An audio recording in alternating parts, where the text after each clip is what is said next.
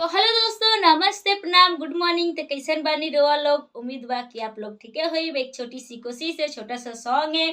तो प्लीज दोस्तों कमेंट करके जरूर बताएं कि सॉन्ग कैसा लगा हमारा। और इस चैनल पे नए हैं तो चैनल को सब्सक्राइब कर लीजिएगा, बेल आइकन दबाना ना भूलिएगा, ताकि कोई भी वीडियो कोई भी ब्लॉग डाले तो सबसे पहले आप लोग के पास पहुंचे।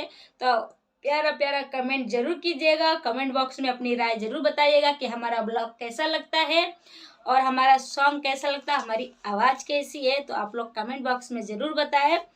और आज का न्यू ब्लॉग, न्यू सॉन्ग हमारा तो आप लोग के बीच में ला रहे हैं। सॉन्ग है अपन लगवा देख के कहे करे लायन देखा, अपन लगवा देख के कहे कोहरे लायन देखा, बाबा देखी न हाथ के रेखा, बाबा देखी न हाथ के रेखा, जिंदगी कोटि को न लेखा, बाबा देखी न हाथ के रेखा, जिंदगी कोटि को न लेखा, अपन लोगवा देख के काहे कहरे लायन देखा, अपन लोगवा देख के काहे कहरे लायन देखा, बाबा देखी न हाथ के रेखा, जिंदगी कोटि को न लेखा, बाबा देखी न हाथ के रेखा, जिंदगी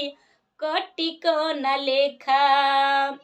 पहिला बार प्यार कोइनी ओहू में पड़ल बांधा, मरल चाहे उहे जे के चहनी जन से ज्यादा, पहिला बार प्यार कैनी ओहू में पड़ल बांधा, मरल चाहे उहे जे के चहनी जन से ज्यादा, मार दी ऐसन मंतर की हो जाए पहले लेखा, मार दी ऐसन मंतर की हो जाए पहले लेखा, बाबा देखी न हाथ के रेखा, जिंदगी कोटि को न लेखा, बाबा देखी न हाथ के रेखा, जिंदगी कोटि को न लेखा, अपन लोगवा देख के काहे कहरे लायन देखा,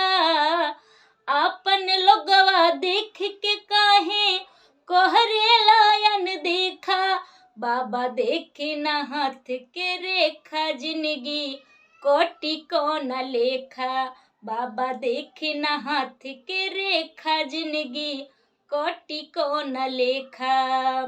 तो प्लीज़ दोस्तों अगर सॉन्ग अच्छा लगा हो तो लाइक कमेंट सब्सक्राइब ज़रूर कीजिएगा।